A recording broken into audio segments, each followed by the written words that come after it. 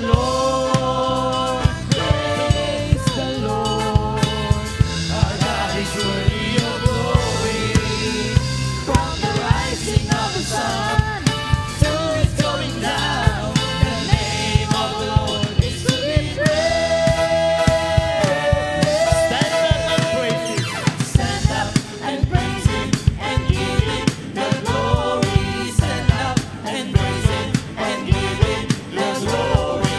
Stand up and praise Him and give Him the glory. Stand up and praise Him and give Him the glory. Stand up and praise Him and give Him the glory. Stand up and praise Him and give Him the glory. Stand up and praise Him and give Him the glory. Our God is worthy of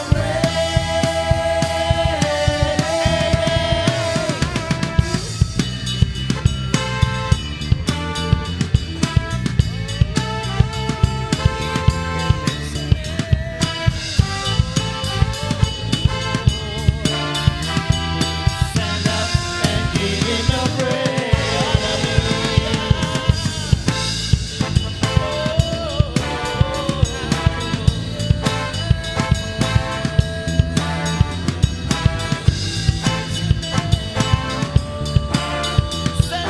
Stand up and give Him the praise.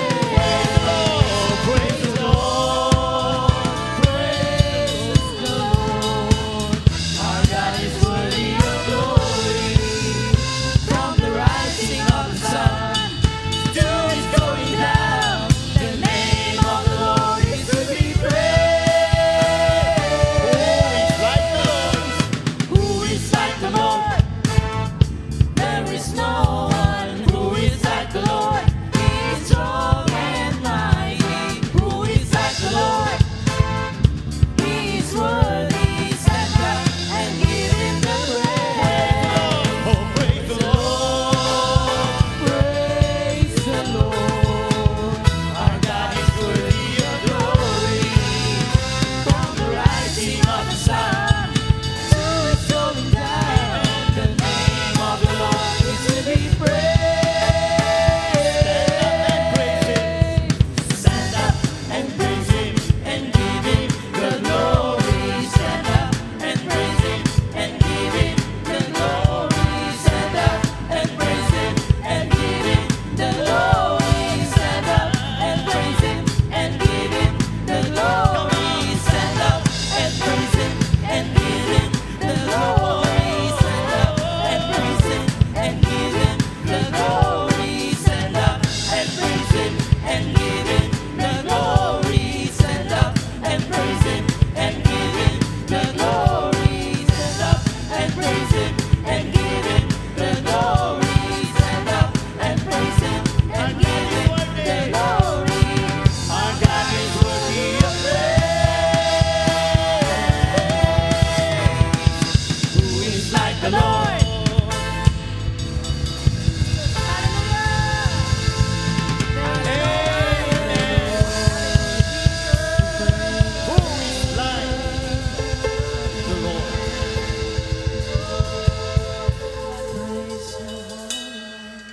Kaya mga kapatid, kung bakit gano'n na lang namin kayo i-encourage na magpuri at sumamba sa Panginoon. Kasi yung Diyos namin at yung Diyos na pinaawitan namin sa inyo, walang katulad.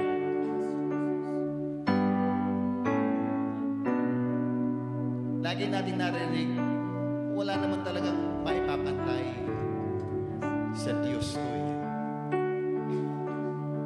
Kaya sa tuwing sasamba tayo sa Panginoon, magpupuri sa Panginoon, sana wala rin katulad ni Haring David. Sa Biblia, ang ginawang pagsamba ni King David ay walang katulad na pagkamalan siyang baliw. Kasi hindi niya inisip yung kanyang mga katabi kung siya ba'y pipintisan, iirapan, or sisitahin. Hindi. Kundi yung ginawang pagsamba ni King David ay personal. Hindi sa kapwa, dito ko sasamba kay Lord. Hindi. Sinamba niya ng ganoon ang Diyos. Kasi yung Diyos na kanyang sinasamba, pinaglilingkuran, walang katulad. Kaya yung ginawa niya naman paglilingkod ni King David, ginawa niyang pagsamba, pag-praise and worship, walang katulad. Amen. Kaya mga kapatid, kung kami man ang nandito sa taas, ay nag-i-encourage sa inyo, ganun tayo sumamba sa Panginoon. Bakit? Kasi po yung Diyos na pinapalakpakan ninyo, Diyos na sinasayawan natin, inaawit na natin, walang katulad. Amen? Walang katulad eh. Wala naman tayong pwedeng bigyan na ng mataas na papuri at pagsamba. Maliban sa Diyos, may tataas pa ba sa Diyos? Wala na po eh. Kaya dapat yung pinaka-the best na natin ang ibigay natin sa Panginoon. At anong unang the best? Yung pinaka-the best ay yung ating buhay, yung ating puso. At pag ang puso natin ay the best, malinis sa Panginoon, lahat ng gagawin natin ay katanggap-tanggap sa Panginoon. Buhat sa malinis na puso. Maging si King David, nakaranas sa kanyang buhay ng mga pangit na sitwasyon, nanghina, pisikal, hindi lamang pisikal, maging ang kanyang kaluluwa, kanyang emosyon o kanyang isip na napagod, na-discourage, pinanghinaan na ng loob. Yung sinabi ni King David na, "Bless the Lord, O my soul." Hindi lamang yung pisikal na katawan ang kanyang inuutusan. Hindi lamang si kamay, hindi lamang si paa, hindi lamang yung mga laman loob niya, although nauutusan yun. And all that is within me, bless the Lord. Siguro, may ilan sa atin na hindi lamang yung pisikal ang dala mo. Ano ang dala mo? Ano ang dalahin mo? Meron ka bang nararanasan sa buhay mo ngayon? Meron ka bang kabigatang nararanasan? May alalahanin ka ba? May bumabagabag ba sa'yo? Maliban sa pisikal na pangatawan mo? Ang isip mo ba'y gulong-gulo? Nalilito ka ba? Bless the Lord, oh my soul, and all that is within me. Anong kalagayan mo ngayon? Maganda? Hindi. Bless the Lord. Utusan mo. Bless the Lord, oh my soul. And all that is within me. Kahit yung problema mo, bless the Lord, oh my soul. Kahit marami akong problema, bless the Lord, oh my soul. Kasi alam ni King David na hindi dapat maging hadlang ito sa kanyang pagbibless, sa kanyang Diyos na walang katulad, walang kapares, walang kapantay. At tayo tinuturuan ng Biblia. Ano mang kalagayan, ano mang sitwasyon, ang physical mo, ang iyong emosyon, ang iyong kaluluwa ay pagod, bless the Lord. Amen? Huwag kang papayag na hadlangan ang pagbibless mo kay Lord ng mga nararamdaman mo at nararanasan. Tandaan po natin, ang Diyos ay kumikilos kapag nagpuri ka at sumamba sa Diyos. Amen? Sama-sama tayong sasamba sa Panginoon. Sama-sama tayong magpupuri sa Diyos. Bless the Lord, O my soul, and all that is within me. Bless His holy name. Bless the Lord, O my soul.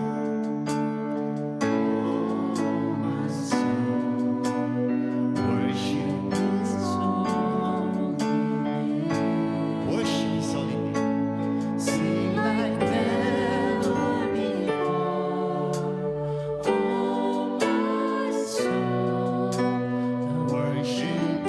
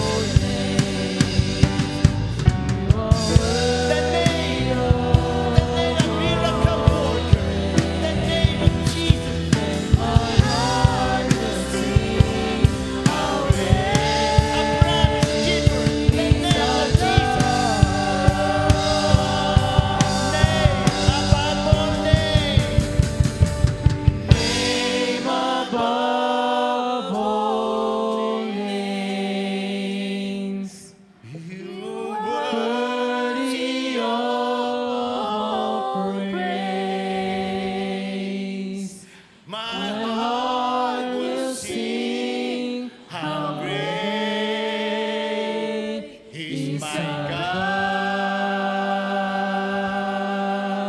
God. See one more time, the name above all name. Name above all, the name of Jesus. You worthy of all praise. My heart will sing how great is our God.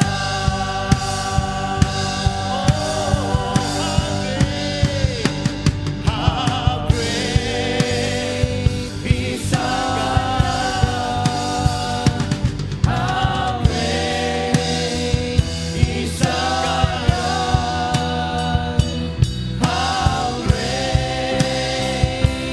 How great is our God. How great is your name. How great is our God. How great is our God. How great is our God. How good is our God. How good is our God. How good is our God. How good, hallelujah. How good is our God.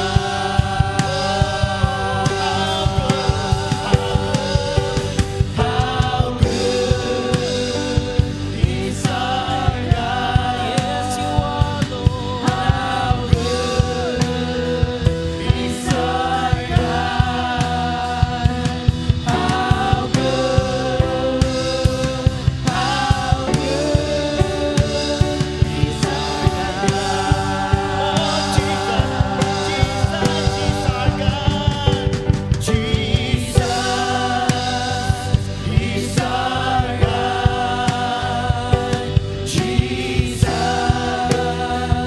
is our God. Jesus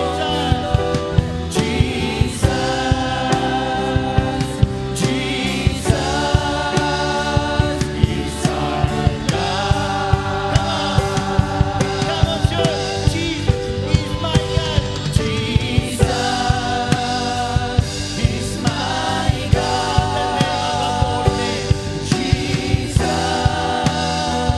is my God. Jesus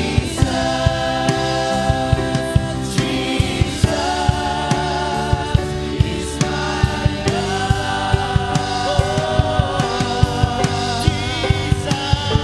Jesus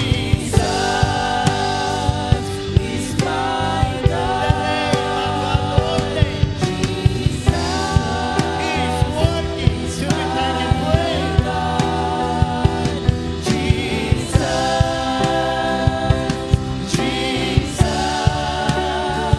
is my God. Jesus is my God.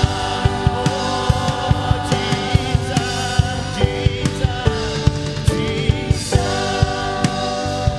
is my God.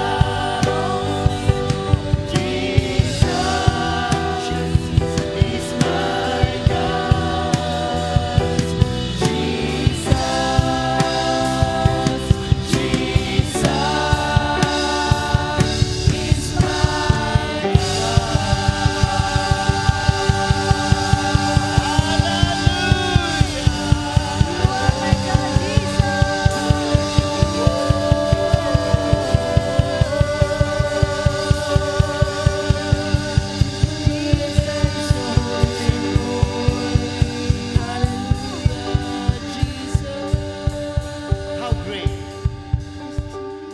is our God. Ating alalahanin kung gaano kadakila ang Diyos na nagmahal sa atin, tumubos sa ating kasalanan,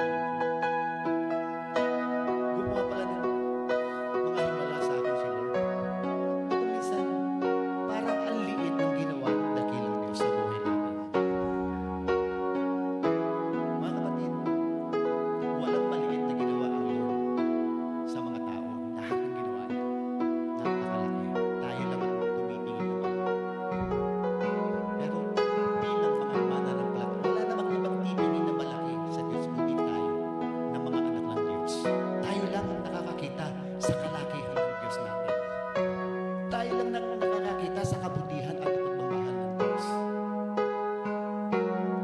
Yung Diyos na gumawa ng himala sa atin, paano natin ganyan? Paano natin sambahin yung Diyos na nangako sa akin sa iyo na lahat ay ibibigay, hindi ka niya pagkukulangan. Yung Diyos na dakila, yung Diyos na sinasabi ng kaluluwa, bless the Lord, O my soul, dakila ka. Ikaw ang gumawa ng mga maraming bagay sa buhay. Ikaw ang gumawa ng himala sa akin. Ikaw yung nagbigay ng mga pangako mo. Tinupad mo yung mga pangako mo sa akin. Kaya sabi ni King David, bless the Lord, O my soul. How great is our God. Sinong naniniwala na ang Diyos natin nandito ngayon? Samantalahin mo, kapatid. Samantalahin mo. Kung meron kayo nagbibigay dito ng material na blessing, tatayo ka lang ba dyan? Hindi, sasamantalahin mo yun na makakuha ka ng blessing doon. Yung tao na yun, kung ibibigay lang sa'yo yung blessing mo, isa lang o dalawa. Pero ang Diyos ang ibibigay sa'yo, hindi lang isa, hindi mo mabibilang. At hindi lang ngayon mararanasan ang blessing. Hanggang buhay ka mararanasan yung blessing na tatanggapin mo sa Diyos. Kaya huwag mo hayaan. Kung naniniwala ka at nananampalataya ka na ang Diyos, nandito na yun. Huwag mong hayaan na wala siyang gawin sa iyo. Huwag mong hahayaan na ikaw malungkot, uuwi kang malungkot. Huwag mong hahayaan, kapatid, huwag. Uuwi kang masaya. Bakit? Hindi mo hinayaan na makalagpas sila sa iyo. Amen! Worship is the key. Worship is the key. Gawin mo ang part mo. Gagawin ng Diyos ang part niya. Amen. Kaisa po ba kayo sa pagsamba sa Diyos ng buong puso? Buong puso. Yun ang hinahanap ng Diyos sa atin. Buong puso. Our God is gagawa sa iyo. Sa iyo, hindi lang sa kitabi mo. Sabihin mo, Lord, alam ko, gagawa ka sa akin. Kikilos ka sa akin kasi nandito ka. Alam ko, Panginoon, pangako mo, matutupad. Nandito kayo. Ang aking dakilang Diyos, Jesus, gagawa ka ng daan. Gagawa ka ng daan. Hallelujah. You are moving in. Tandaan mo, kumikilos ang Diyos. Worship the Lord. Gusto mong kumilos ang Diyos sa buhay mo? Worship the Lord.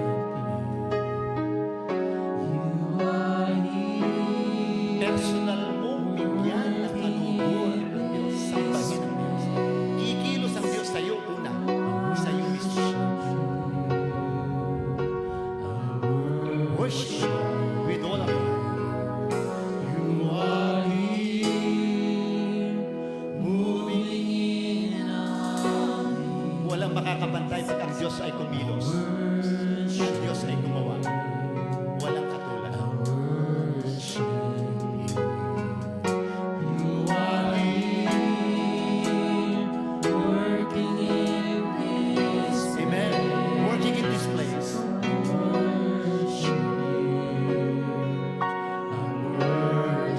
Oh, you are here. You are here, moving in our midst.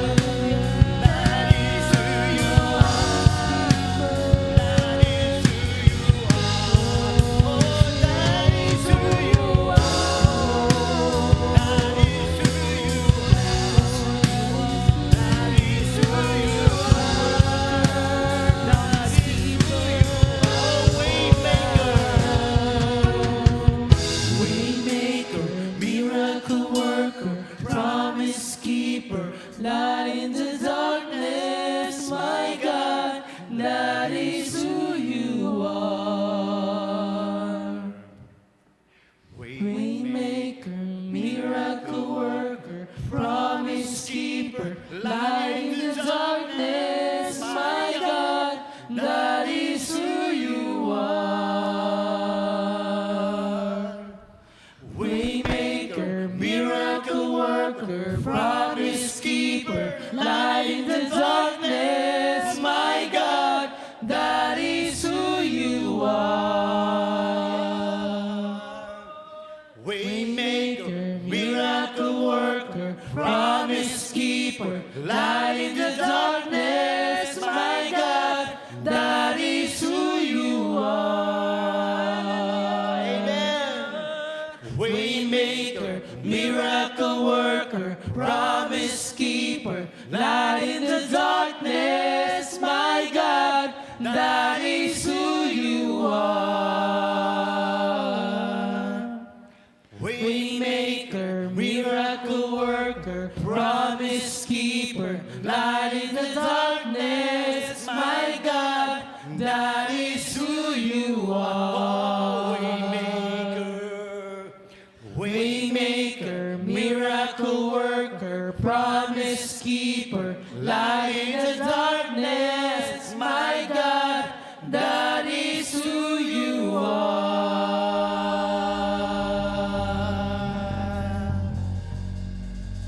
Amen. Our God is a miracle worker and a promise keeper. Amen. Sabihin mo nga sa katabi mo, yan ang Diyos natin. Yan ang Diyos ko. Dapat proud ka. Yan ang Diyos ko. Amen. Kung meron man tayong dapat ibang malaki, walang iba kundi ang Diyos. Amen. Palakpakan natin ang Diyos na buhay. Our miracle worker, promise keeper. Amen. Sabihin nga natin, who is like the Lord? Who is like the Lord? Siyempre, ano sasagot natin? There is no one. Wala. Hallelujah. Sige po, ihanda na lang po natin ang ating mga kaloob sa oras na ito.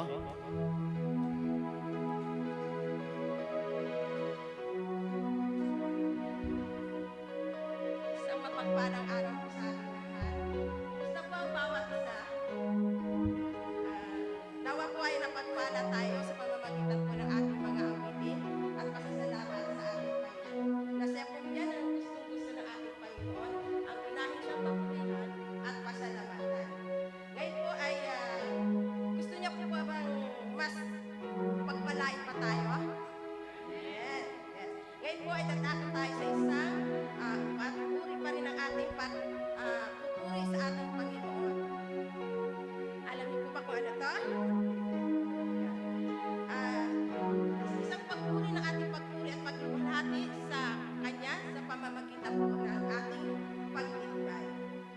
Maaari po ang iba ay tatanong kung bakit tayo ay magbibigay kay kayo napakayaman po ng ating Diyos. Hindi po ba? Maaari po nasa isipan po natin yan. Ang dahilan po ay ito, dahil ang Diyos po ang unang nagbigay sa atin. Hindi po ba? Sino po at ano po ang ibinigay ng ating Diyos Ama sa atin? Yes, John 3:16. Dahil gayon na lamang ang pag-ibig ng ating Panginoon sa atin, ay ibinigay niya ang kanyang bugtong o kaisa-isang anak para sa atin dahil sa kanyang pagmamahal sa atin. So, ang unang pagbibigay po ay dahil siya po ang nagbigay sa atin. At ang pagbibigay po ay isang dakilang pagpapahayag ng ating pag-ibig sa ating Diyos. Mababasa po natin sa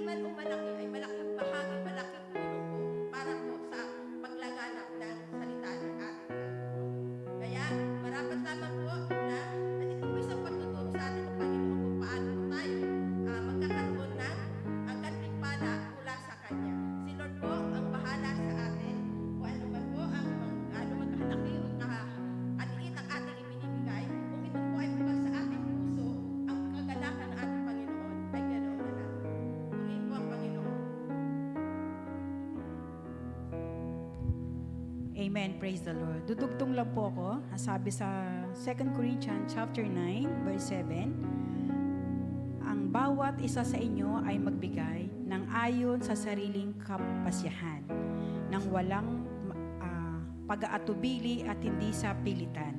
Dahil mahal ng Diyos ang mga nagbibigay ng may kagalakan. At magagawa ng Diyos na ibigay sa inyo ang higit pa sa inyong mga pangangailangan, para sa lahat ng panahon ay maging sapat kayo sa lahat ng mga bagay at lagi ninyong matulungan ang iba. Purihin po ang Panginoon. Tunay nga pong Diyos ay dakila sa buhay natin. At katulad nga po ng awit natin kanina, waymaker, no? Si Lord po ang gumagawa ng daan at ang pangako niya po ay hindi po mawawala ng kabuluhan. Amen po ba? Sige po, taas po natin ang ating mga ikapo. At tayo po ay manalangin. Dakilang Diyos, salamat Panginoon sa oras na ito. It's a big privilege and opportunity, Panginoon, na kami ay makapagkaloob sa iyo, Panginoon. Tunay o Diyos, Ikaw ay makapangyarihan, Ikaw ay napakayamang Diyos, at Ikaw ang nagmamay-ari ng lahat, O God. Kaya naman, Panginoon, salamat dahil binigyan mo kami ng pagkakataon, O God, na mabigyan ka ng kapurihan at kwalatian. At sa aming pagbibigay, Panginoon, Lord God, ang aming dalangin ay Ikaw, Panginoon, ang patuloy, O God, na mag-bless, Panginoon, sa bawat isa. At tunay, O God, sa lahat ng aming ipagkakaloob, mabigyan ka, Panginoon, ng kaluguran. Salamat, Panginoon, ng marami sa lahat, O God, ng mga lalaki at babae, O God, na magkakaloob sa umagang ito. Ang mga aming dalangin ay patuloy mo silang pagpalain. Patuloy mo, O God, na bigyan sila, O God, ng siksik, liglig at umaapaw, O God, na pagpapala, na walang sukat paglagyan, Panginoon. And Lord, tunay, Panginoon, Lord, hindi kami napipilitan dahil ito isang utos mo, kundi Panginoon, magbibigay kami dahil mahal ka namin. Kaya naman, O Diyos, tunay Panginoon na Lord God, ingatan mo ang bawat isa at sa'yo namin ipinagkakaloob ang lahat ng bagay. Papuri at pasalamat sa pangalan ni Jesus. Amen, amen.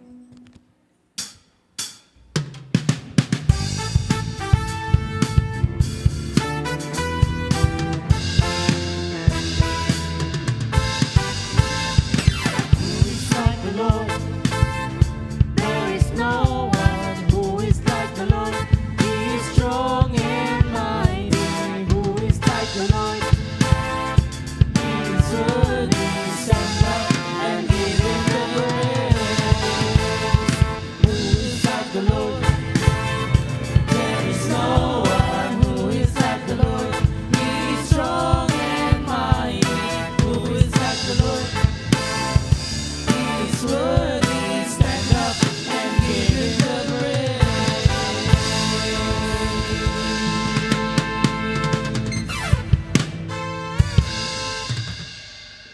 Amen. Naramdaman niyo po ba ang presensya ng Panginoon?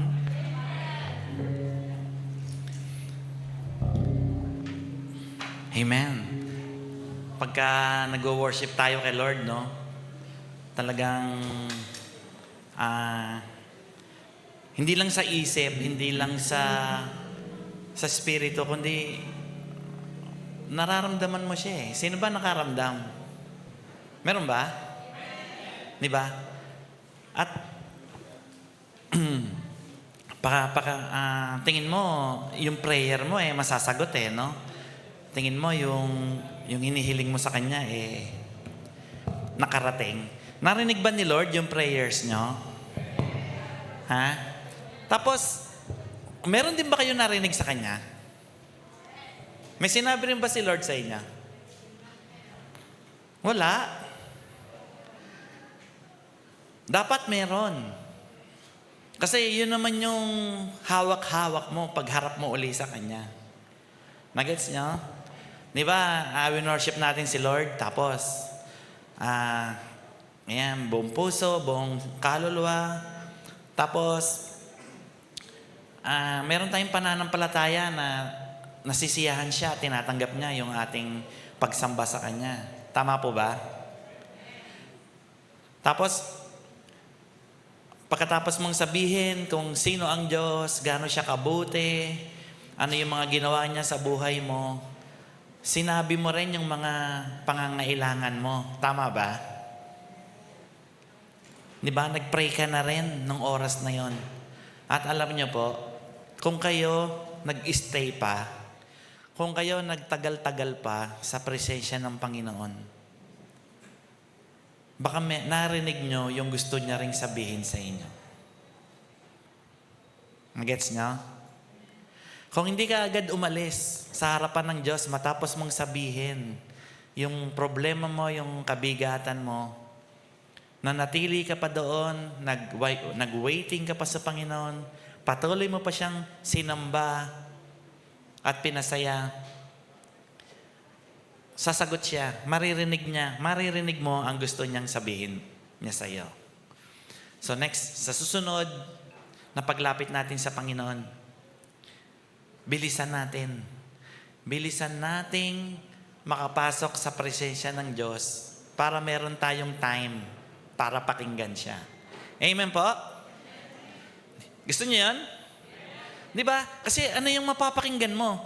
Yung mapapakinggan mo, yun ngayon yung hawak-hawak mo sa buhay mo, pangako yun ng Diyos, sagot sa panalangin mo, pinalinaw niya yung isip mo. Yun yung dala-dala mo ngayon. Na paglapit mo uli sa Kanya, Panginoon, sabi mo. Di ba? Pagharap mo uli sa Kanya, pinuri mo na naman siya, linggo na naman, okay? Sa pagsamba mo sa araw, pinuri mo na naman siya, ganyan.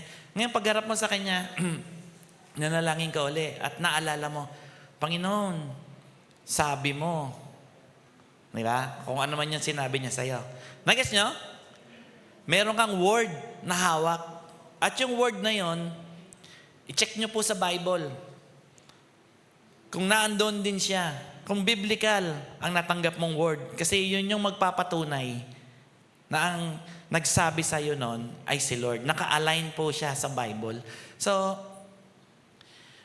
at pag yun na yun, sigurado ang yun na yun, si Lord ang nagsabi sa iyo, naka-align sa Bible ang natanggap mong mensahe na yun mula sa Diyos, panghawakan nyo na po yun. At tuwing haharap ka sa Diyos, pakita mo sa Kanya yon dahil yun yung sinabi niya sa iyo. Amen? So, yung mga pinag-pray natin, yung mga dinadalangin natin, meron talaga tayong pinanghahawakan na may gagawin si Lord sa paglapit natin sa Kanya. Hindi blanco, hindi nakikigaya lang tayo, kundi may meaning, may dahilan, may meaning ang paglapit natin sa Kanya. Talagang napakasarap na magpuri sa Panginoon at ako po ay naniniwala na dito sa ANJC, ang bawat isa ay natututo. Ang bawat isa ay nagkakaroon ng puso na sumamba sa Panginoon. Ako din ay naniniwala na meron din na hindi na ayaw na magpunta dito. Alam niyo kung bakit? Hindi niya kayang humarap sa Diyos.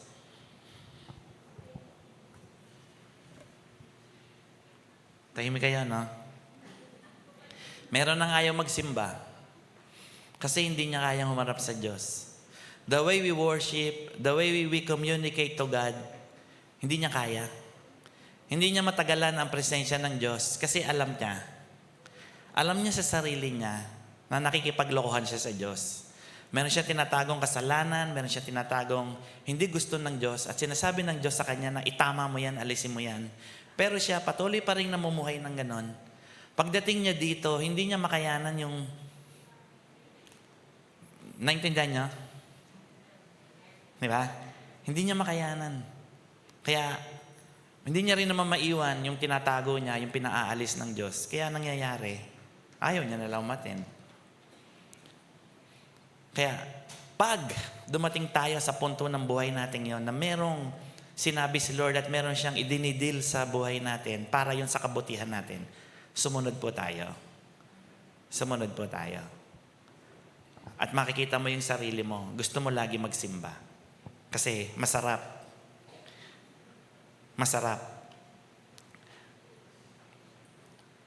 na makalapit sa ating Panginoon. Amen? Amen. Sino po nakaintindi ng ating share ko? Ayan. So ngayon pong umaga, para po sa kaalaman ng lahat, meron ho akong bago tayo mag-proceed sa ating preaching, tayong lahat ay magpe-pray. Magpe-pray tayo ng pasasalamat kay Lord sa buhay ng isang tao. Sa buhay ng isa nating coordinator, sa buhay ng isa nating kapatid na kinuhanan ni Lord. Yan. So, sabi nga ni Paul sa Philippians 1, verse 21, to live is Christ, but to die is gain. So, ang mabuhay ay kay Kristo, ngunit ang mamatay ay isang pakinabang. Bakit pakinabang ang isang mamatay? Kasi pag namatay ka at ikaw ay nakakilala sa Diyos, siya ang iyong Panginoon at tagapagligtas, pupunta ka na sa piling niya. Tapos na ang problema. Kaya pakinabang na yon sa'yo. Kung kinuha ka na ni Lord. Tayo naman na nabubuhay pa, ang atin namang ginagawa, to live is, ayaw niyo, ano?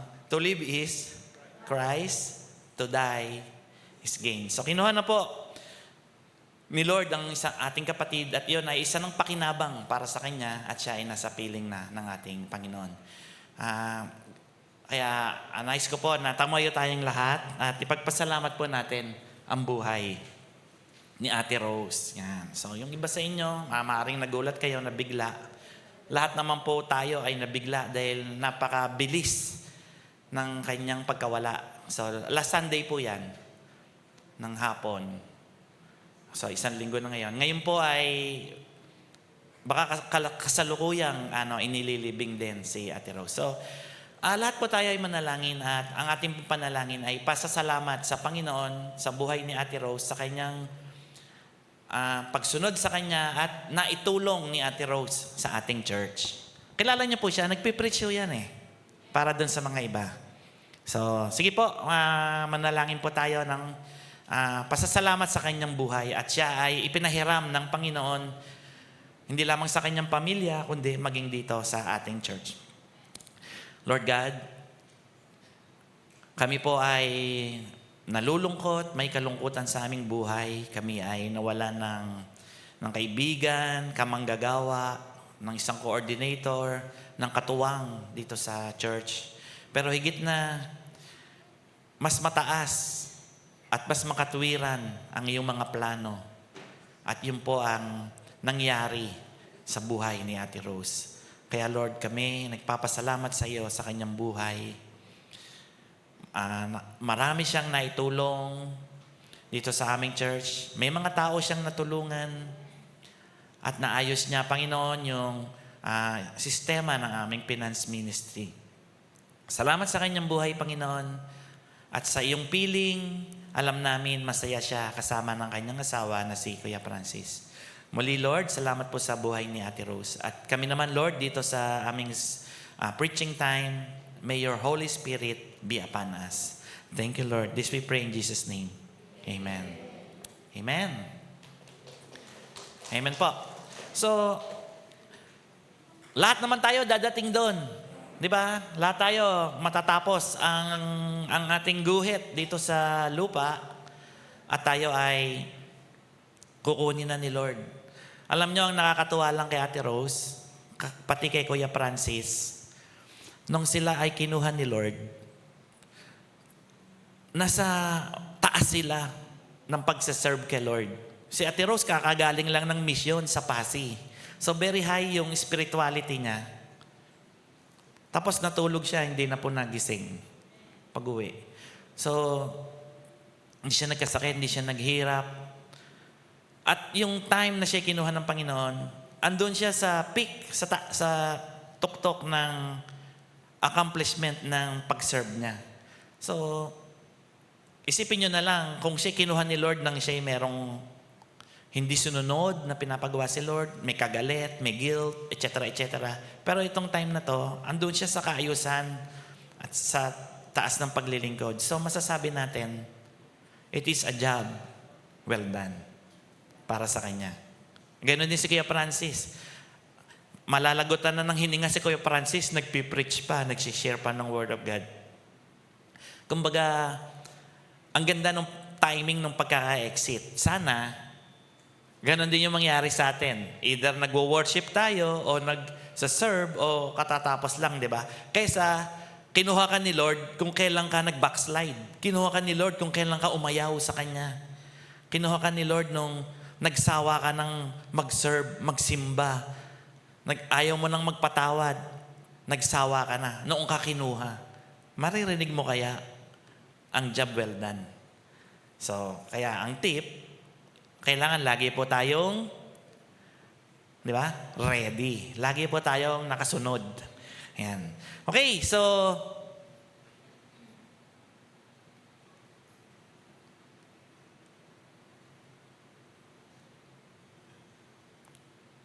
yan. Ang topic po natin ay, mabilis lang to. Yan. Pakibasa nga po.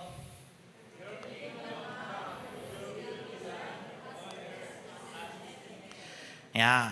So, narinig nyo na ba yan? O pag tinagalog ko yan, alam na alam nyo yan. Di ba? Mangyari nawa ang iyong kaharian dito sa lupa para ng... narinig nyo na yan? O, di ba? Bakit pag English hindi nyo alam? Di ba? Yun po yung ama namin na dinadasal natin, the Lord's Prayer. So, ito po,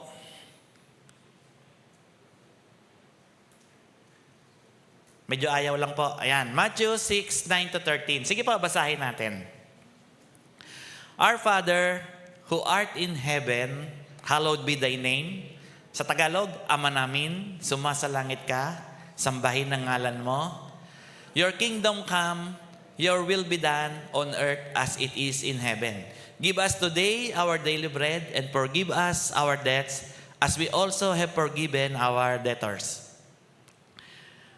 And lead us not unto temptation and deliver us from all evil.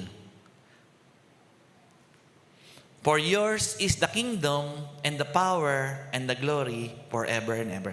Alam nyo, ito dagdag lang. Hindi ito yung di-discuss ka. Alam nyo yung mga nagpe-pray nitong Lord's Prayer, nakakalimutan nila tong huli. Hanggang doon lang sila sa and lead us not unto temptation and deliver us from the evil one. Tapos na. Tapos na sila sa ilayo mo po kami sa tukso at yadya mo kami sa lahat ng masama. Tapos na doon. Nakakalimutan nyo to. Ito yung pinakamaganda. Kasi dinideclare mo kung gaano kapangyarihan ng Diyos. For yours is the kingdom. Yours is the power. Yours is the glory. Forever and ever and ever. Amen. Huwag niyong kakalimutan yung dulo na yun.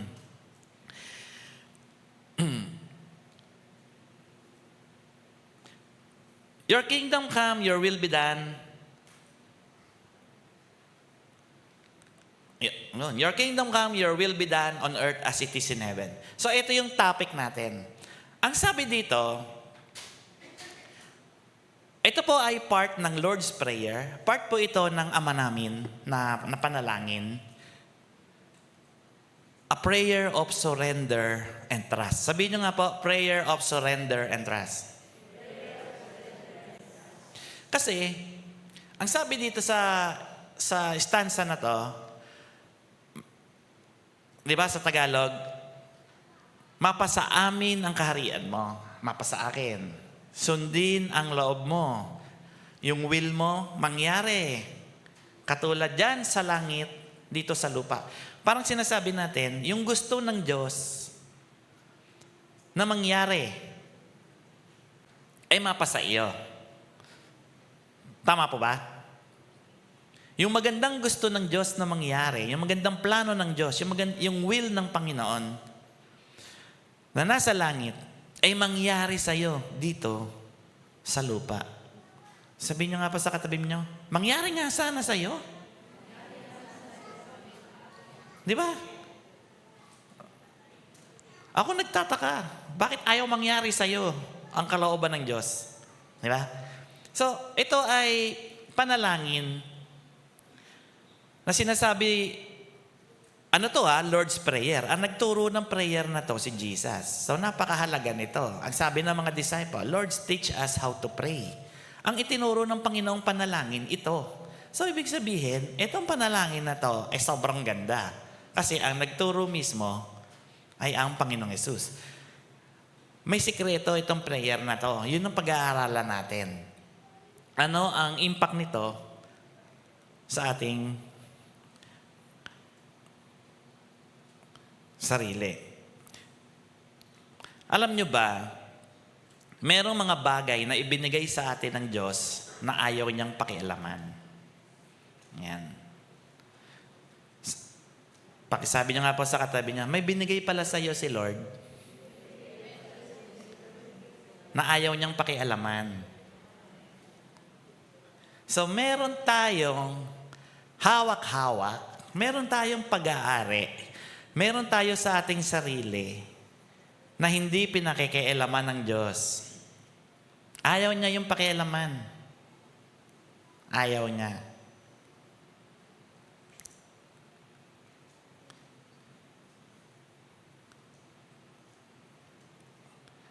Baka lobat to. Pwede bang maayos?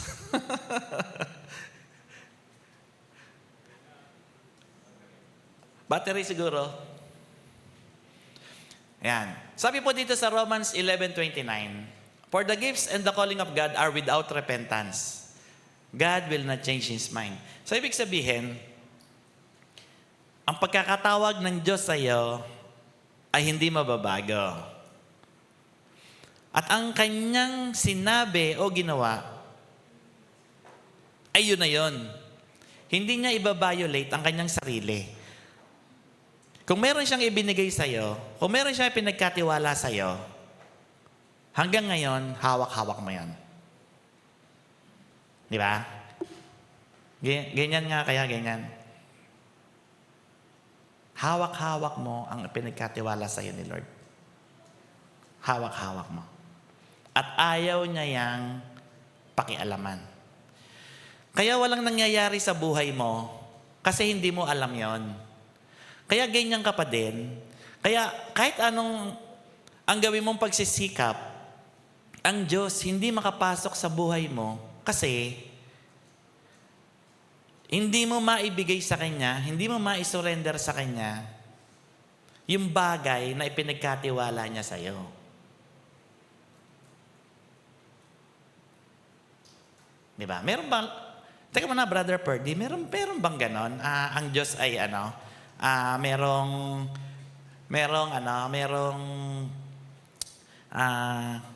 ibinigay sa mundo na hindi naman na hindi niya pakikialaman. Tingnan po natin dito. Number 1. Dominion. Yan. Pamamahala. Ang tao po ay inutusan ng Diyos na mamahala. Dominion, the authority from God over your life and earth.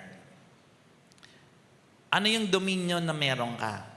Sige nga po, isipin nyo kung ano nasasakupan nyo. Bahay nyo, negosyo nyo, marriage nyo. Ano nasasakupan niya? Ang presidente, yung bansa. Ang mayor, yung buong bayan. Ang barangay, captain, yung buong barangay. Ikaw, ano nasasakupan mo? Meron ka, di ba? Meron ba kayo nasasakupan? Meron, di ba? Kung ikaw ay isang nanay, yung mga anak mo, yung pamilya mo. Di ba? Yung mga halaman mo. Pinagkatiwala sa iyo ng Diyos yung para ayusin mo. Yung cell group mo, meron kang pamamahala. Binigay yan ng Diyos. Saan natin makikita na binigyan tayo ng Diyos ng kapangyarihan na mamahala? Ito po, Genesis 1:26-28. Tingnan niyo, basahin natin. And God said, let us make man in our image. Lumikha tayo ng tao ayon sa ating wangis. After our likeness. Let them have, ano sabi? Let them have dominion over the fish of the earth, over the fish of the sea, over the fowl of the air, and over the cattle, and over all the earth, and over every creeping thing that creep upon the earth. So tayo po ay binigyan niyo ng Diyos sa kapangyarihang mamahala sa ating nasasakupan. Kasi sabi diyan, all the earth. Alam mo naman, hindi mo naman kayang pamahalaan ng buong mundo. So, ano lamang yung iyong pinamamahalaan? So, binigyan tayo ng Diyos ng karapatang mamahala. Dominion. Sabihin nyo nga po, dominion. Ayan. God created humans in this image and grant them dominion over all living things, emphasizing stewardship and care for creation. So, pamamahala, pag-aasikaso, at pag-iingat o pagpaparami. So, meron tayong dominion. Iyon ay binigay ng Diyos. Iyon ay binigay ng Diyos. Patay. Pinatay ka? Ayun, sorry. Nakaupo pala. Thank you, Prod Team. So, yun ay binigay ng Diyos na duty natin. Yun ay binigay ng Diyos na ating dapat gawin. At ayaw niya na pakialaman natin yon. Ano pa ang pangalawang ibinigay ng Diyos sa atin na ayaw niyang pakialaman? Pakibasa nga po. Lagi niyong naririnig yan. Ang bawat tao ay merong free will. Meron kang kakayahan na magdesisyon, pumili, gawin ang iyong gusto. Halimbawa, kayo ba ay pinilit na pumunta dito? Kusang loob ba kayong pumunta dito? So, sa free will nyo, pinili nyo magpunta. Di ba? Yung hindi nagsimba ngayon, pinili naman niya sa free will niya, huwag magsimba. Okay lang din yun. Kasi, free will niya yun eh. Nagets nyo? Kanina, yung ating tithes and offering, free will yun. Kahit naman meron nag-exhort dito, may nag-pray, sinabihan tayo ng mga Bible verses tungkol sa tithes and offering, ikaw pa rin ang magdidesisyon kung magbibigay ka o hindi. Tama? Ine-exercise mo ang free will mo na magbigay at ine-exercise mo rin ang free will mo na ayaw mo. So wala rin nagsasabi dito sa bawat isa na, uy, ba't ka hindi nagbigay? Walang ganon. At ang Diyos naman, hindi rin sinasabi na bakit ka hindi nagbigay? Ayaw, o pinipilit ka ng Diyos na magbigay. Hindi. Kasi, free will mo yon. Nagets ba natin? Yan yung ayaw pakialaman ng Panginoon. Yung ibinigay niyang dominion sa atin at yung ibinigay niyang free will. So para yan mapakailaman ng Panginoon, para yan mapasok ng Diyos, kailangan sabihin mo sa Kanya ang Kanyang gagawin sa buhay mo. Diba? Kasi po, yung dominion na yan at yung free will, ay maayos sana ang takbo niyan. Diba? Maayos sana ang takbo niyan. Maayos sana ang takbo niyan. Kasi nyo, naagaw yan ng kamunduhan. Naagaw yan ng kasamaan. Ang mga tao ay naging makasarili. Kaya, nawala ang free will. Kasi, para ka makapamahala ng maayos, tingnan niya. Ano ang ginawa ng Diyos bago niya binigyan ng kapamahalaan ng tao? Bago sinabi sa iyo na pamahalaan mo ang buhay mo, pamahalaan mo ang nasasakupan mo, ano muna ginawa ng Diyos? Tingnan niyo yung verse. And God said, let us make man in our image, after our likeness. Sa Kanya sinabi, and let them have dominion. Nagets niya? Magiging magaling kang tagapamahala, magiging matagumpay ang iyong pamamahala kung makukuha mo let us make man. Kung ikaw ay man after the image of God, at kung ikaw ay man after the likeness of God. Nagets niya? Nagets niya? Magiging matagumpay ka, victorious ka sa pamamahala mo, sa mga bagay na pinagkatiwala sa iyo ng Diyos. Magiging ang choice ng free will mo ay laging maka-Diyos kung mame-maintain mo ang image ni God at ang kanyang likeness. Ang problema, nawala yun. Di ba? Bakit yun nawala? Bakit yun nawala? Yung image of God sa tao. Yung Christ likeness sa tao, ba't nawala? Dahil sa? Dahil sa? Sa? Sin. Alam niyo na sagot. Kaya nawala yung kaayusan sa buhay ng tao, yung tagumpay sa lahat ng kanyang nasasakupan, kaya nawala. Dahil sa kasalanan. Dahil sa kasalanan, nabura ang likeness at image ng Diyos sa tao. At dahil doon, inagaw ni Satan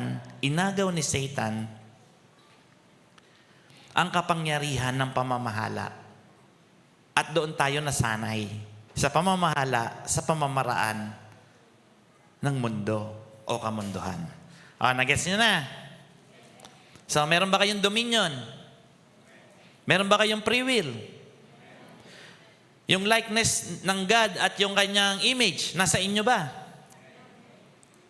Nasa inyo na ngayon because of Jesus Christ. Amen. Pero nawala ba yon? Simula nung creation, nawala ba sa inyo? Nung hindi mo pa tinatanggap ang Panginoong Yesus, nawala ba sa iyo ang image and likeness of God? Nawala. Bumalik lang siya dahil kay Jesus. Tama? Tama ba? Kailangan nyo itong maintindihan. Kasi pag naintindihan nyo to at nakapasok ang Diyos sa dominion at free will mo, victory ka. Magiging sweet aroma ka na sa Panginoon. Yung tinuro ni Bien last week, di ba? Tayo raw mabangong samyong handog sa ating Panginoon. Ang ating buhay ay nangangamoy, di ba? Nangangamoy, mabangong amoy sa harapan ng ating Diyos. At yun ang gustong-gusto ng Diyos. At yun yung naaamoy ng ating mga taong nakapaligid sa atin. Kasi, di ba?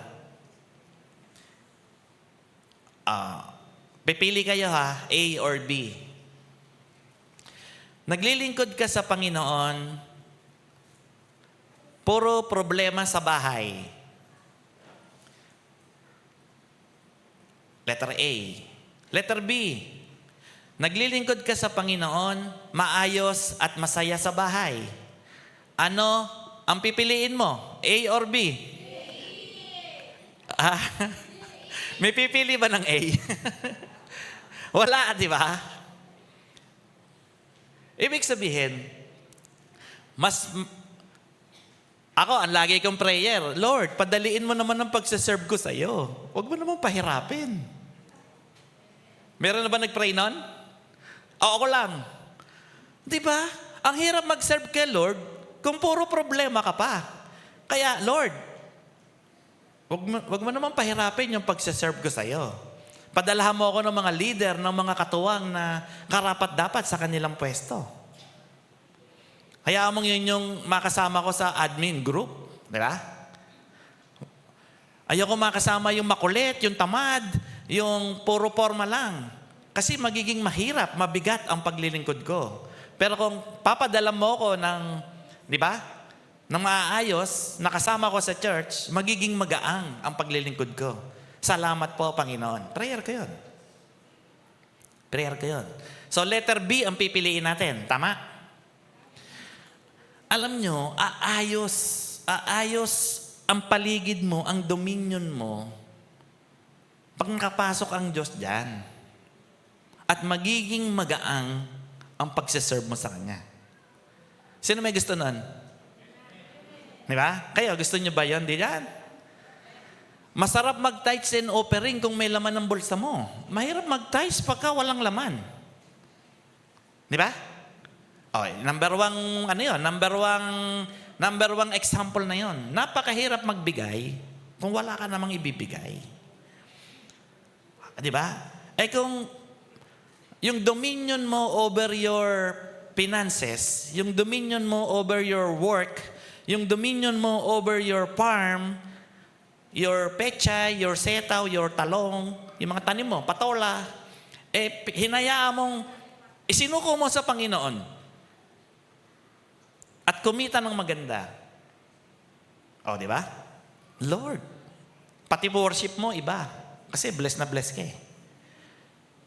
Kasi nga ang problema, hindi makapasok si Lord sa area ng ating buhay, yung dominion natin, dahil inagaw yun ng kaaway dahil sa kasalanan. So ang sabi dito, sa Joshua 24:15, and it seems evil unto you to serve the Lord. Choose you this day whom you will serve. Whether gods of your fathers serve that were on the other side of the flood, or the gods of the Amorites. In those land you dwell. Anong sabi diyan? But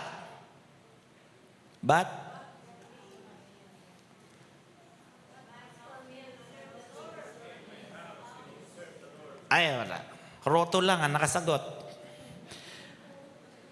Diba? Pwede mo raw piliin kung magsiserve ka kay Lord o hindi. Nasa iyong kapangyarihan, nasa iyong free will, nasa iyong desisyon kung magsiserve ka o hindi. Ang sabi ni Joshua, piliin nyo na kung sinong Diyos ang paglilingkuran nyo.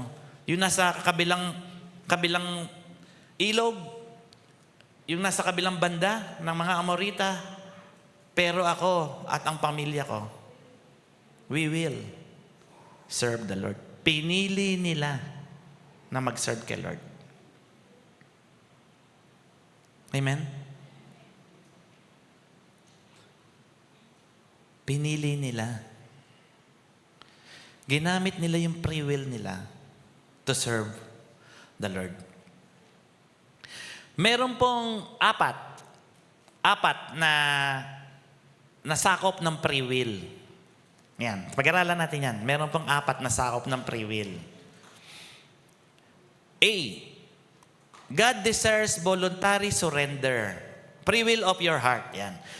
Ang Diyos, God looks at the heart. Sinabi rin kanina ng worship leader natin. Ayaw ng Diyos na tayo ay maging robot na utusan niya tayo na mahalin natin siya. At ang hindi sumunod ay mamamatay o paaalisin. Walang ganon. Di ba?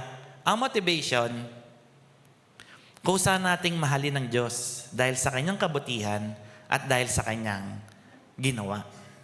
Amen po? O kayo, meron kayong asawa, meron kayong kaibigan, meron kayong anak. Ano ang gusto nyong pagmamahal na ibigay sa inyo ng inyong kaibigan? Yung bang pilit? Binayaran? Binili? O yung kusa? Ha? Kusa, di ba? O sino sa inyo nakatanggap ng bulaklak kahapon? Oh. Tanungin nyo yung nagbigay. Kusa ba yan o napilitan ka lang? Di ba? Pag ang sagot napilitan, na mababawasan ng iyong ligaya, di ba? Mababawasan. Ganon din sa Panginoon. Ayaw niya na tayo ay pinipilit na mahalin siya.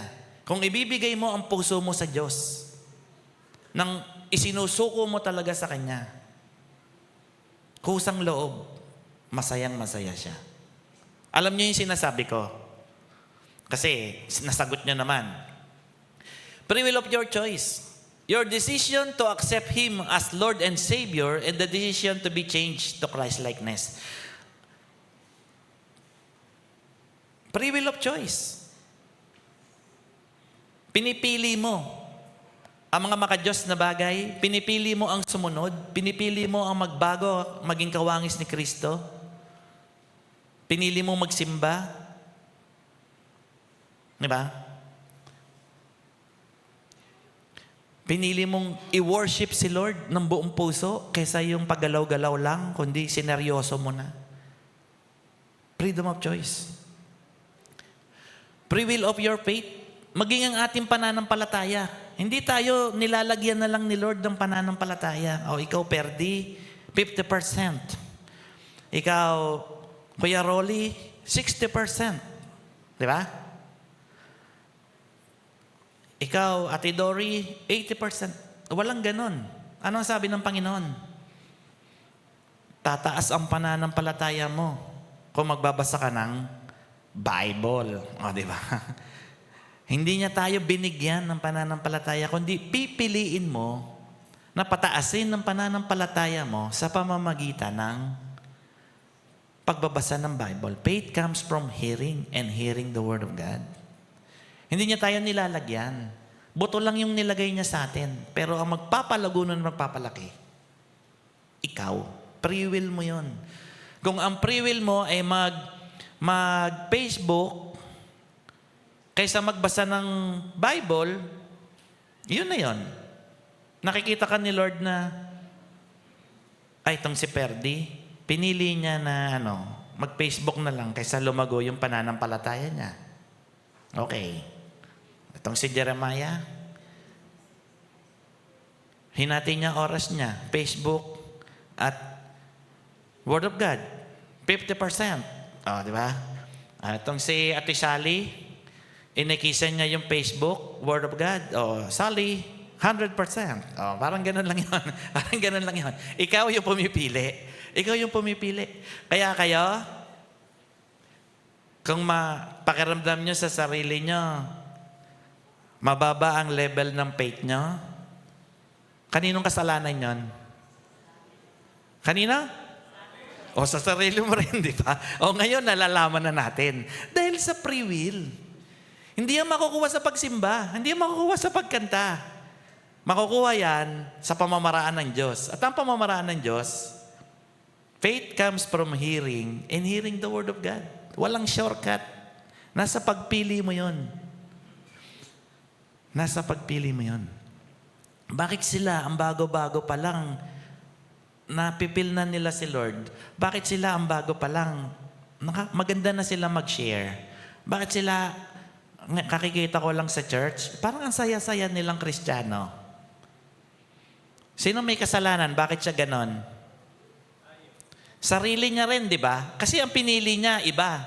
Yung isa, pinili magbasa. Ikaw, pinili mo cellphone. Yung isa, piniling lumapit kay Lord. Ang pinili mo, maglabas-masok dyan sa pinto. Uminom ng tubig sa labas. Yun ang pinili mo. Pero bihis na bihis ka. Di ba? Aligagang-aligaga ka. Pinili mo magwalis-walis dyan. Worship service na. Ay, paano ka makakalapit kay Lord? Pinili mo yun eh. Kasalanan mo yun. Di ba? Martha and Mary, pinili nung isang makinig. Yung isa, pinili magluto. Bago magre-reklamo. Free will of your faith. Free will of your actions, response and obedience. Ito rin. Pinili mong wag sumunod. Pinili mong wag makinig. Pinili mong wag papasukin ang katuroan ng Diyos sa isip mo, sa puso mo. Pinili mong i-justify yung mga kasalanan mo. Pinili mong, di ba? Maghanap ng damay. Pinili mo lahat yon. That is your free will. At ano nangyayari sa buhay mo pag yun ang pinili mo? Bine-bless ka ba? Nagiging masaya ka ba? Nagiging malungkot ka ba? Hindi, di ba? Kasi hindi mo nararamdaman yung pagkilos ng Diyos. Pero kung ang pinili mo ay yung tama, dahil pumapasok ngayon ng Diyos sa buhay mo, iba yung nararamdaman mo. Nakakaramdam ka ng kapayapaan. Nakakaramdam ka ng blessing. Nakakaramdam ka ng pag-asenso. Nasa pagpili, free will. Hindi tayo pinipilit ng Diyos kung ano pipiliin. Ikaw ang pipili. Ang pinapakita niya lamang, option, A or B.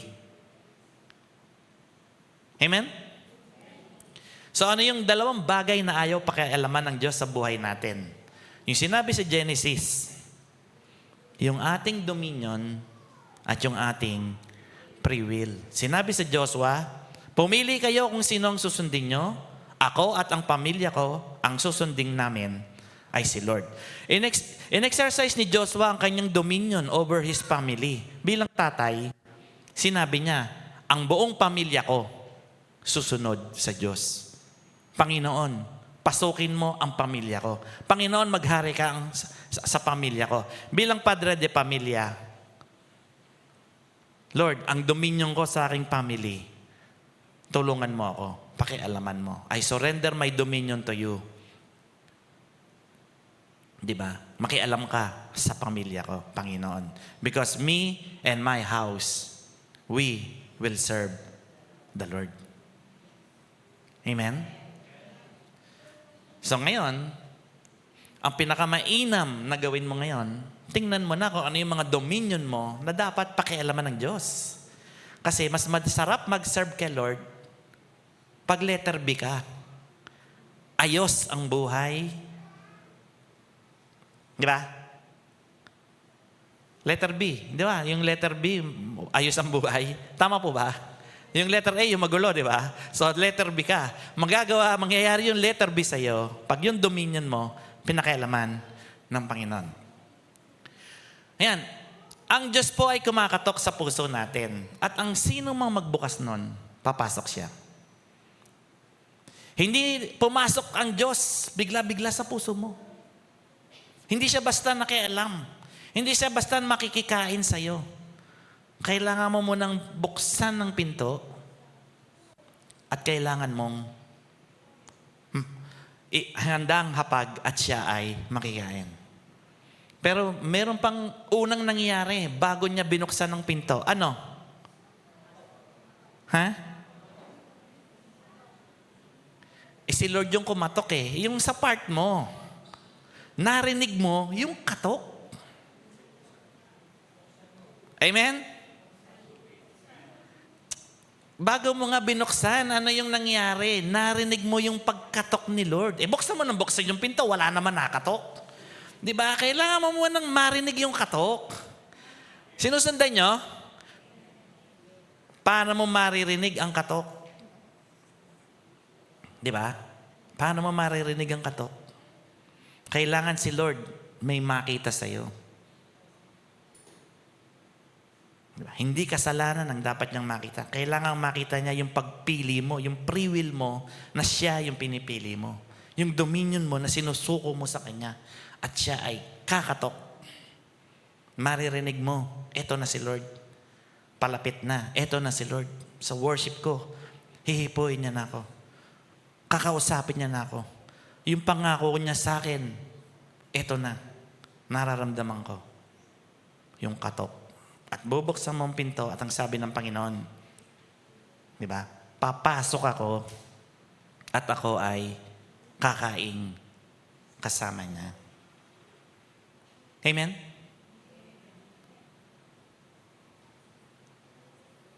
Okay ba? So pakinggan nyo yung katok ni Lord. Baka kailangan na natin buksan yung pinto. Alam nyo, sa kwento ng Song of Songs, after ng sa Song of Songs na kwento ni Solomon, di ba? Meron dong istorya na yung lover, parallel yun yung lover, which is the king, kumakatok siya. Ginaganon niya pa yung doorknob. Sabi nung babae, bubuksan ko ba tong pinto, matutulog na ako. Tapos, nung nag-decide siya na buksan yung pinto, hindi ko natandaan yung verse next time, ko. Song of Songs. Nung pagbukas niya ng pinto, wala na yung kumakatok. Hinawakan niya yung doorknob, amoy pa nung pabango nung king. Yung doorknob. So, we can miss the visitation of God. We can miss the knocking of God. We can miss His dealing with us kung hindi mo siya maririnig. Di ba? So ano yung best way para marinig natin ng katok ng Panginoon? Di ba? Number 1, Lord, sana tulungan mo ako na tuwing kakatok ka, marinig ko. Di ba? Ipag-pray na muna natin. Prayer muna, Lord, sana tuwing lalapit ka sa akin, sa aming church, pag nagwo-worship kami, maramdaman kita. Oh. Prayer, di ba? Lord, bigyan mo ako ng matalas na tenga at matalas na pakiramdam na pag ikaw nandyan, maramdaman ko.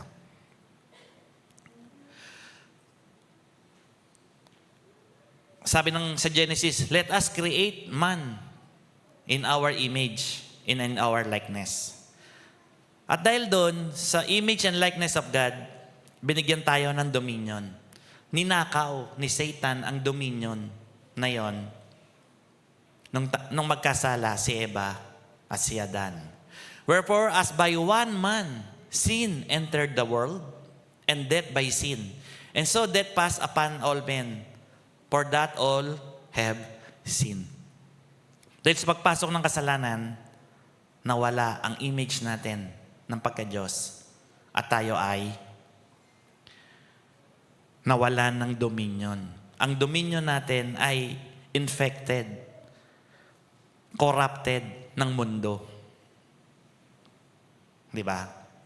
Dahil sa pagpasok ng kasalanan. At ang trending o flow ng dominion na nangyayari sa atin, kung hindi mo yan ipapasakop sa Diyos, ang tinatakbo niyan ay kung saan papunta ang agos ng mundo. At yon ay papunta sa decay, pagkabulok o kamatayan. 4, man became selfish and worldly on their dominion and free will. 2 Timothy 3:1-5. Dapat mong malaman na ang mga huling araw ay darating ang mga panahon ng kaguluhan. Sapagkat ang mga tao ay magiging maibigin sa sarili, maibigin sa salapi, palalo, mapagmataas, mapagsamantala, sawail sa magulang, walang utang na loob, at lapastangan sa Diyos. Sila'y magiging walang pagmamahal sa kapwa, walang habag, mapanirang puri, walang pagpipigil sa sarili, marahas, at walang pagpapahalaga sa mabuti. Iyan ang ating dominion. Yan ang nangyari sa atin dahil sa kasalanan.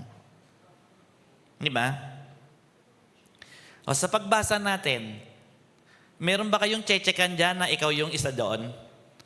Palagay ko naman meron. Di ba? Hindi ka mawawalan dyan. Halimbawa lang. So, ganun na nangyari sa buhay natin. Naging makasarili ang tao at naging worldly. Dapat mong malaman na ang mga huling araw ay darating, ang mga panahon ng kaguluhan, sapagkat ang mga tao'y magiging maibigin sa sarili. Maibigin sa salapi, palalo, mapagmataas, mapagsamantala, sawail sa magulang, walang utang na loob, at lapastangan sa Diyos. Sila'y magiging walang pagmamahal sa kapwa, walang habag, mapanirang puri, walang pagpipigil sa sarili, marahas, at walang pagpahalaga. Sila'y magiging mga taksil, padalos-dalos, mayayabang, maibigin sa kalayawan, sa halip na maibigin sa Diyos. Sila'y may anyo ng pagiging maka-Diyos, ngunit hindi naman nakikita ang kapangyarihan nito sa kanilang pamumuhay. The image and the likeness of God ay hindi nakikita sa buhay ng tao. Jesus redeemed our dominion from Satan. So kaya kailangan mapapasok natin ang Panginoon sa ating dominion dahil ang nag-redeem nito o ang nagbawi nito ay ang Panginoong Hesus. Hindi mababawi ang dominion natin kung wala si Jesus. Si Jesus ang bumawi nito. Tingnan pa natin. Sa pamamagitan ng pagsuway ng isang tao, naghari ang kamatayan. Ngunit sa pamamagitan din ng isang tao, si Jesucristo, ang mga taong pinagpala ng sagana ay tinuring na matuwid ng Diyos ay maghahari sa buhay. At kung paanong ang pagsuway ng isang tao ay nagdulot ng kaparusahan sa lahat. Dahil sa pagsuway ni Eva at ni Adan, nagdulot ng kaparusahan sa lahat. Di ba?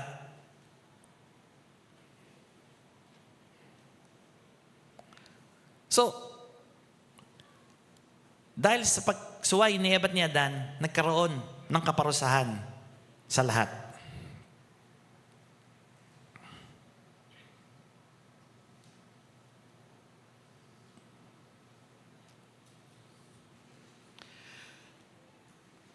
Kawawa tayo. Nawala na ang dominion natin. Naging worldly na. Makasarili, etc. etc. Pero ang nag-redeem sa atin ay ang Panginoong Hesus. Ngunit sa pamamagitan din ng isang tao, si Jesucristo. Diba? Sabi sa Matthew 28:18, Then Jesus came to them and said, All authority in heaven and on earth has been given to me. Yan. So, matapos ipako ang Panginoong Hesus sa krus at siya'y nabuhay na muli, nung siya'y nagpakita sa mga disipulo, ang sinabi niya, ang nawawala niyong dominion, ang nawawala niyong authority, ang nawawala niyong kapamahalaan ay ibinigay na sa akin. All authority in heaven and in earth has been given to me. So para makaporma tayo sa dominion na inagaw ng kaaway, kailangan pumunta tayo doon sa kumuha ng lahat ng authority na yon. Nagets niyo? Hindi natin kaya na mapamahalaan yon. Mas malakas ang kaaway natin kaysa sa atin. Nakuha siya yung pamamahala na yon. Pero nung namatay ang Panginoong Hesus, ang sabi niya sa Matthew 28, All authority has been given to me in heaven and in earth. So ang lahat ng kapamahalaan ay nasa Kanya na rin.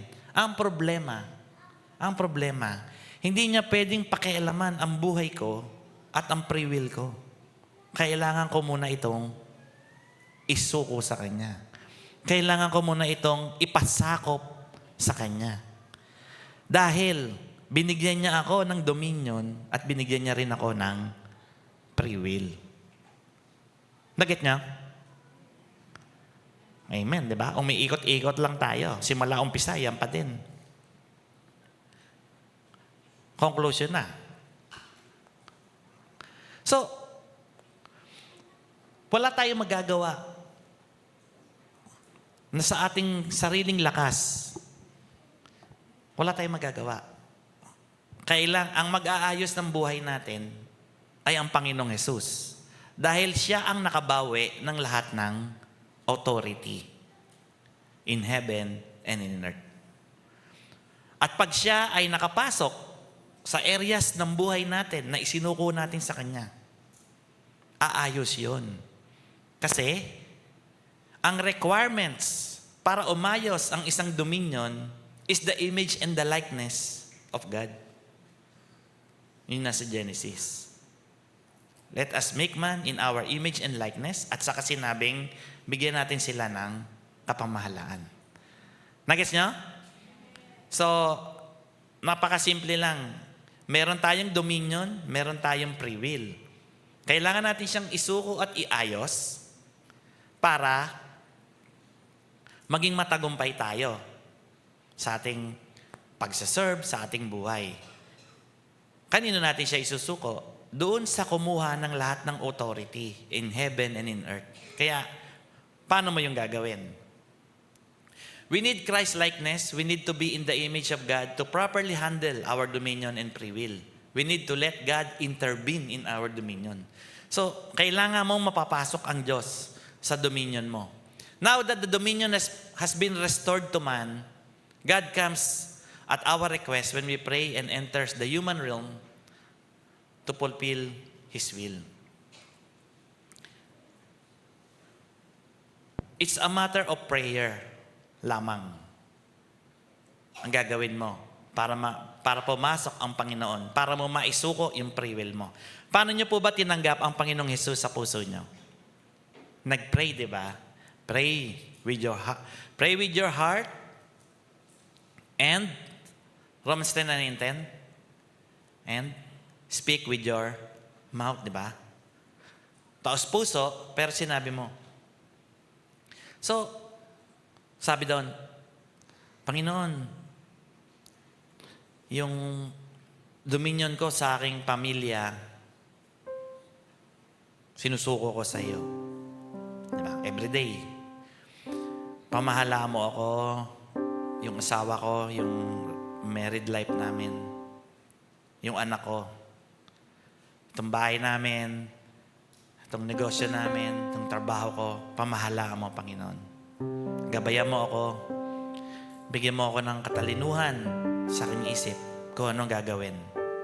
Bigyan mo rin ako ng sipag, diba? At layo mo kami sa mga sakit, sa lahat ng masama. Panginoon, makialam ka sa buhay ko, Panginoong Yesus. Amen. Di ba? Ini-invite mo siya pumasok sa nasasakupan mo. Meron ba kayong mga nasasakupan? Nakita niyo na ba yung mga nasasakupan niyo? Pinag-aralan niyo na ba ang mga nasasakupan niyo? Di ba? Yung mga utang niyo, nasasakupan niyo rin yun. Panalangin niyo rin yun. Na makabayad na tayo. Di ba? Ayaw naman talaga nating takbuhan yun eh. Gusto din naman natin yung bayaran. Ayaw natin maging pabigat sa buhay natin yun. Kaya lang, wala pa tayo may bayad sa ngayon eh. Papasukin mo kaya ang Diyos doon sa sitwasyon na yun ng buhay mo. Baka may mangyari. Amen? Di ba? Responsibilidad mo yun. Dominion mo yun. Panginoon, yung anak ko na nag-a-addict, di ba? Yung anak ko na hindi lang addict sa drugs eh. Addict na sa laro. Di ba? Nagnanakaw na. Makapag-computer lang. Addict na. Di ba? Panginoon, cargo ko yung Panginoon. Dominion ko yun eh. Pwede bang pasukin mo yung Panginoon? Pakialaman mo yun. Tulungan mo ako doon. Nagawa ko na lahat eh. Nang gagawin ko. Wala pa din, Panginoon. Amen? Diba? Lord, itong mga blessing mo sa amin, dominion ko rin to. Huwag tumaas ang pride ko dito. Huwag ko itong magasta kung saan-saan, Panginoon. Pasukin mo rin ako ng dominion mo dito, Panginoon. Itong dominion ko ito, Panginoon, pasukin mo din para magamit ko to para sa iyong kaharian.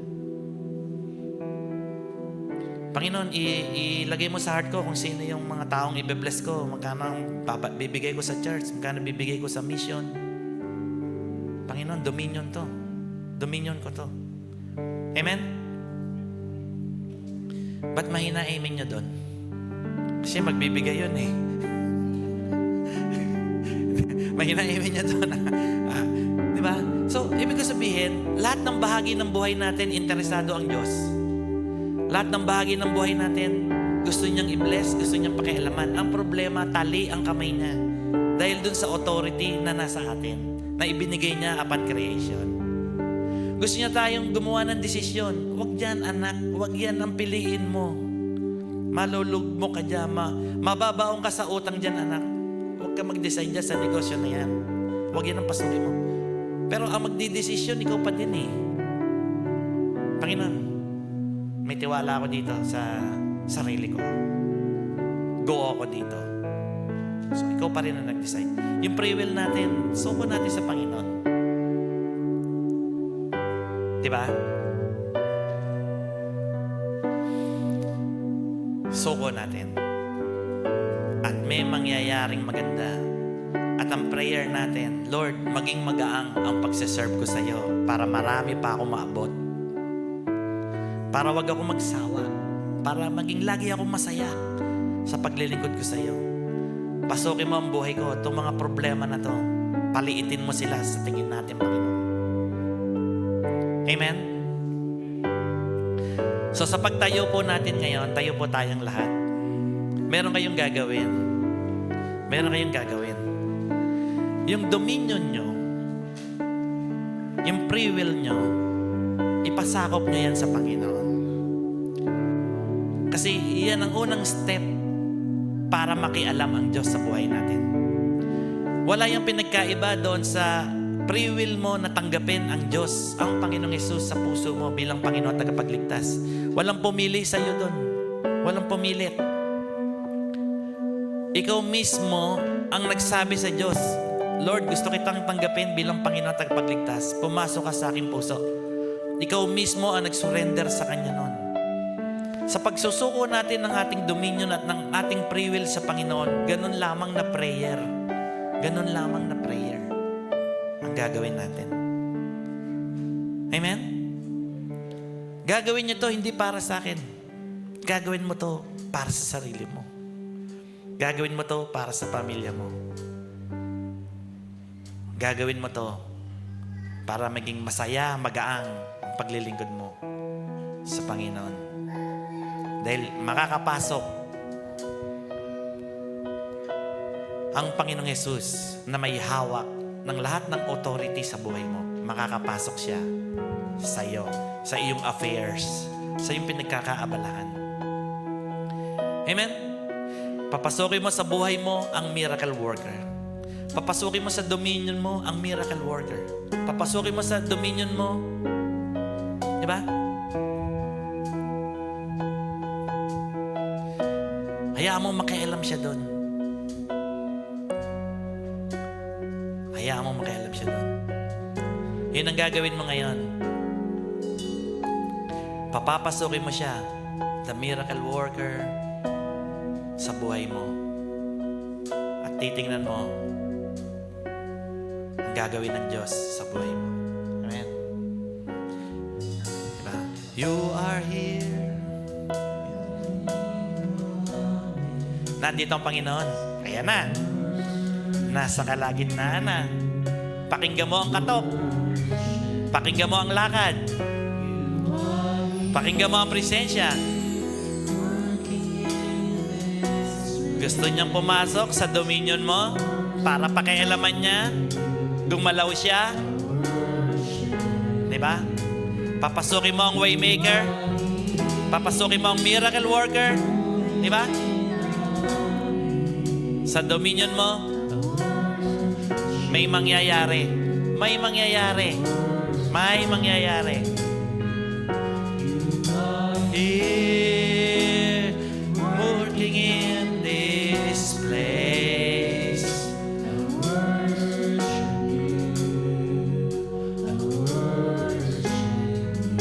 Lumapit tayo sa Panginoon. Wala rin naman tayong magagawa sa ating sariling lakas. Lumapit ka. Worship you. I worship you. You are here, moving in this place. I worship you. I worship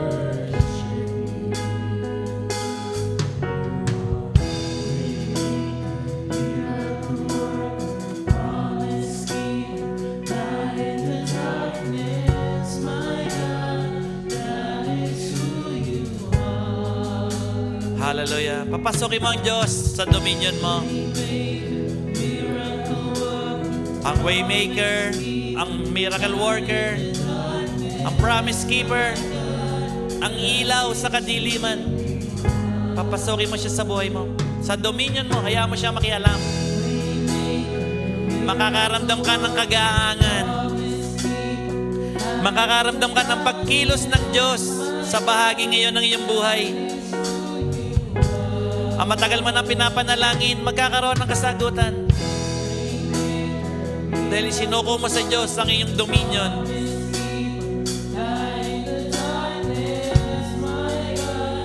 That is who you are.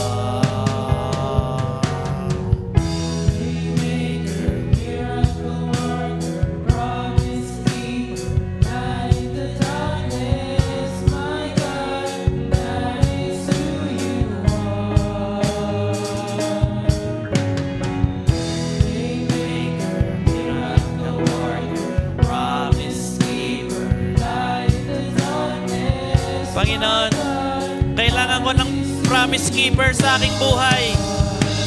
Panginoong Jesus, kailangan ko ng miracle worker sa aking buhay. Panginoon, kailangan ko ng light in the darkness sa aking buhay. Kailangan ko ng ilaw sa kadiliman sa aking buhay. Panginoon, kailangan ko ng himala mo. Panginoon, inaalis ko ang lahat ng harang, lahat ng nakakahadlang upang hindi ka makakilos sa aking buhay. You are my miracle worker. You are my promise keeper. You are my light in the darkness, oh God.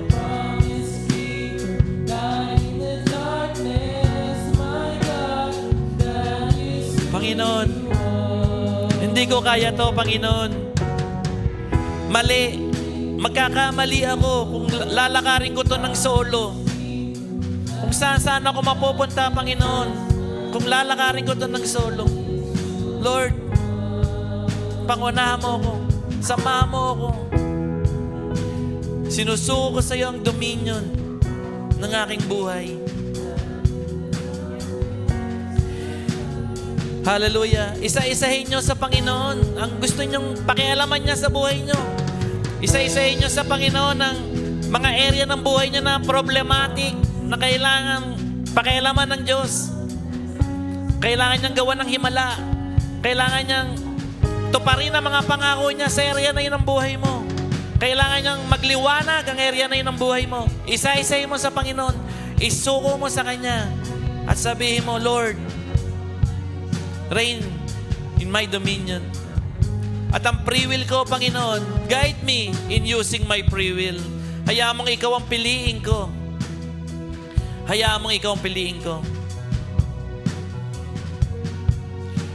Hayaan mong sa aking free will, ang will mo ang masunod, Panginoon. Hallelujah. Lord God, marinig ko ang iyong katok at bubuksan ko ang pinto at aanyayahan kitang pumasok at makipag-fellowship ka sa akin, Panginoon. Ang dalangin ko lamang sa tuwing kakatok ka, Panginoon, bigyan mo ko ng matalas na tenga. Marinig ko na ang iyong yabag, palapit ka pa lang, Panginoon. Bago ka pa kumatok, maramdaman ko na, Panginoon, na palapit ka. At dali-dali kong bubuksan ng pinto at papapasokin kita. You are welcome in my life, Lord. You are welcome in my dominion, Lord. Be the Lord of my dominion. Thank you, Lord Jesus. Thank you, Lord Jesus. I trust in you. Salamat sa iyong pagmamahal. I love you too, Lord. Maraming salamat po sa pangalan ng Panginoong Yesus. Amen.